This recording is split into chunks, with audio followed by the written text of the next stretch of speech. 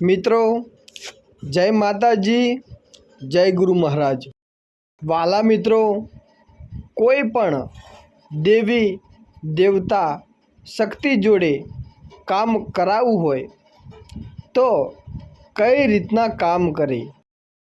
નોકરી ધંધો ના હોય, કોઈ વ્યવસાય ના હોય, કોઈ કામકાજ ના હોય અને કોઈ પણ કામકાજ તમારું થતું જ ના હોય તો કઈ રીતે તમારા ઈષ્ટદેવ, કુળદેવી કે કોઈ પણ દેવી દેવતા જોડે કઈ રીતે આ કાર્ય એની જોડે કરાવવું, તો આ વિડીયોમાં બધી માહિતી આપેલી છે। તો ધ્યાનપૂર્વક વિડીયો સાંભળજો અને વિડીયોને લાઈક કરી ગમે તો ચેનલને સબસ્ક્રાઈબર કરજો। મિત્રો, કોઈ પણ દેવી શક્તિ જોડે, દેવતા જોડે તમારું મનગમતું કાર્ય કરાવવા માગતા હોય તો મિત્રો, એના માટે તો સૌ પ્રથમ પહેલાં તો તમે કોઈ પણ સિદ્ધિ પ્રાપ્ત કરેલી હોવી જોઈએ અથવા તમારા કુળદેવી, તમારા પૂર્વજ, તમારા ઈષ્ટદેવ, તમારા દેવી દેવતા તમે પસંદ કરેલા, રાજી કરેલા હોવા જોઈએ, તો જ તમે તેમની જોડે તમારું મનચાહક કામ કરાવી શકો છો। મોટા મોટા જ્ઞાનીઓ, ઋષિઓ, મુનિઓ, તપસ્વી, સંત, સાધુ, ભગવા, ભેખધારી ભક્તો અને મિત્રો માતાજીના ભાવિ ભક્તો પણ નાની મોટી સિદ્ધિઓ પ્રાપ્ત કરેલી હોય છે ત્યારે એ કામ કરી શકે છે અને કોઈ પણનું દુઃખ દર્દ દૂર કરી શકે છે। તમે કોઈ પણ શક્તિ જોડે, કોઈ પણ દેવતા જોડે કામ કરાવવા માગતા હોય તો તે કઈ રીતે કામ કરે છે। મિત્રો, કોઈ પણ શક્તિ, કોઈ પણ દેવતા તમારો કોઈ નોકર નથી હોતું।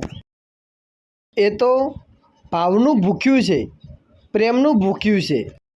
જેમ કે તમે તમારા ભાઈને પ્રેમ કરો છો, તમારા માતા પિતાને પ્રેમ કરો છો, તમે તમારા પરિવારને પ્રેમ કરો છો, એમ તમે એટલો જ પ્રેમ તમારા દેવને, તમારી દેવીને, તમારા ઈષ્ટદેવને, તમે તમારા દેવી દેવતાને, કુળદેવીને પ્રેમ કરો છો।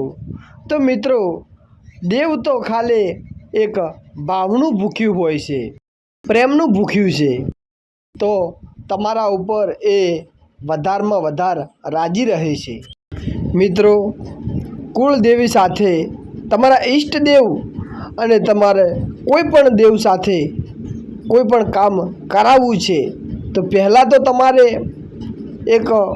તમારે તેમનું થવું પડશે અને મનમાં એક જ વિચાર લાવવાનો પછી હોય કે માં, કે હે પૂર્વજ, કે હે દેવી દેવતા, હે ઈષ્ટદેવ, તમે તારો તોય તમે અને મારો તોય તમે। આજ એના ઉપર બધું નાખી અને એના ઉપર વિશ્વાસ મૂકી દેવો પડે, ત્યારે એ દેવ આપણું બહુડું ચાલે છે અને પછી આપણું કામ કરે છે। પણ જ્યારે તમે એમના થાવ છો ત્યારે અને તેમની શ્રદ્ધા રાખવી જરૂરી છે। પછી મિત્રો, જ્યારે માતાજી આપણું કામ સફળતાપૂર્વક કરી નાખે છે, કંઈક ને કંઈક આપણી મનમાં આશા તો રાખી જ હોય છે અને આપણી માનતા તો રાખી જ હોય છે કે હે માં, આટલું કામ થઈ જાય તો તારી સાથે હું પેડા કરીશ, કે કોઈ પણ માનતા રાખી હોય છે તો આ માનતા જ્યારે કામ પૂરું થાય ત્યારે કરવી જોઈએ।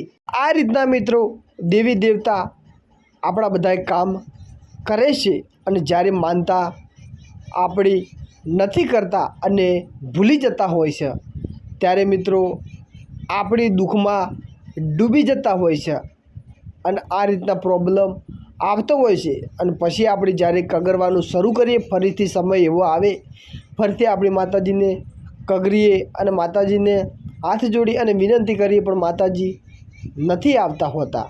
એટલા માટે મિત્રો, તમે કુળદેવી, ઈષ્ટદેવ પૂર્વજોને રાજી કરશો અને તેમને રાજી રાખશો તો તમારા જીવનમાં ક્યારે પણ દુઃખ નહીં આવે।